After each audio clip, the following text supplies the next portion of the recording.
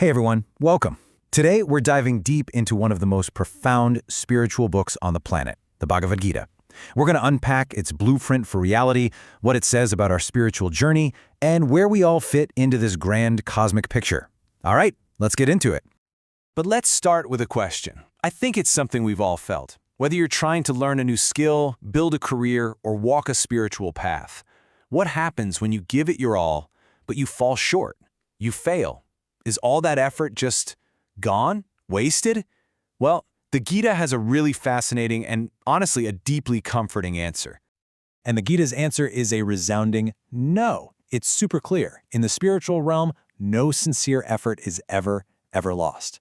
It's kind of like a cosmic savings account, you know? Every bit of progress you make gets banked, and it becomes the foundation for your next step, even if that next step happens to be in a whole other lifetime. And what's amazing is how the Gita breaks this down. It's not just some vague promise. It talks about a fallen yogi, someone who tried but didn't quite make it. They might be reborn into a family that's already wise and spiritual, kind of getting a head start. And in that new life, the spiritual intelligence from their past life just automatically comes back. It's still there. And driven by that old momentum, they start striving again. And over many lifetimes, all that sincere effort finally leads them to the ultimate goal.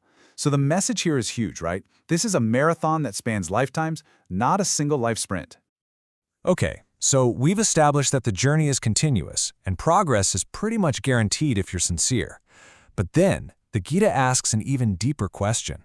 Among all the different kinds of spiritual seekers out there, the thinkers, the meditators, the people doing selfless work, who's really at the top of their game? Who is the greatest yogi? And Krishna's answer is a real game changer.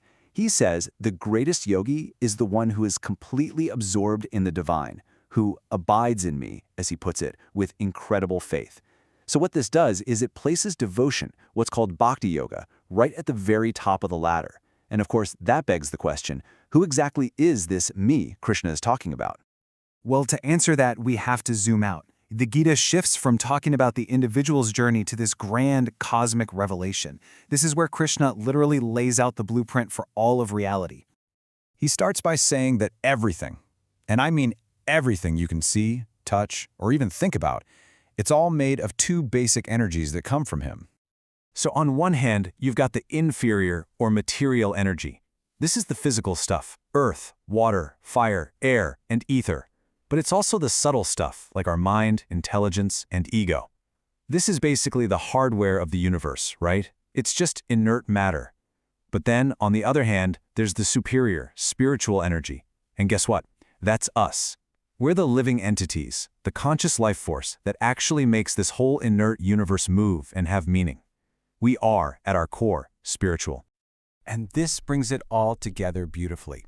See, if everything is just a mix of these two energies, the material and the spiritual, and both of those energies come from him, then the conclusion is, well, it's pretty mind-blowing. Krishna says, therefore, I am the origin of all creation and also its dissolution. He's the beginning and he's the end. Okay, so if Krishna is the source of everything, how does that actually work in our day-to-day reality? Is he just some distant creator who wound up the cosmic clock and then let it go? Or is he here, right now? This next part reveals the hidden thread connecting the divine to every single thing in creation. It's a huge question, right? If the world is made of his energy, but somehow he's also separate, how does that connection actually work? And to explain it, the Gita gives us one of the most beautiful and famous metaphors you'll find anywhere. Everything rests upon me, as pearls are strung on a thread. I mean, just picture that for a second. Each pearl is a separate thing, a planet, a person, a single atom. They all look like individual things, right? But the only reason they form a necklace, the only thing holding them all together, is that single unifying thread running through them, a thread you might not even see. That thread, that's me, Krishna says. And to make this less abstract, he gives us some really concrete, amazing examples. He's saying, I am the essence of things. He is the taste in water, the light of the sun and moon, the sacred sound Om in the ancient scriptures. He is the life in everything that lives, the original smell of the earth, the intelligence of the intelligent, and the strength of the strong. He's the essential reality behind the temporary form. So this all leads to a really obvious but really important question.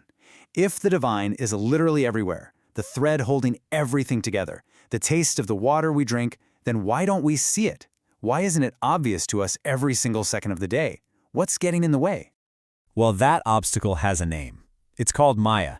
It's described as Krishna's own divine energy of illusion. It's made of three qualities: goodness, passion, and ignorance.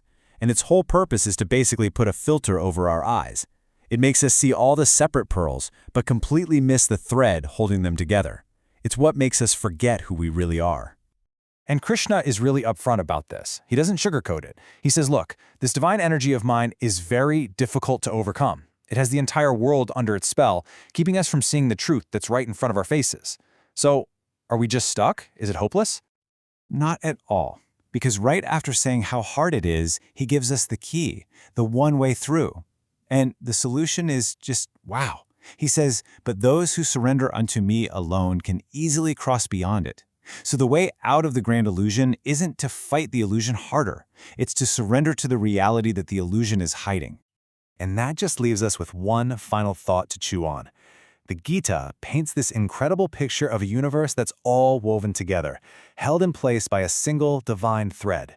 So the question it leaves for us is, what would change?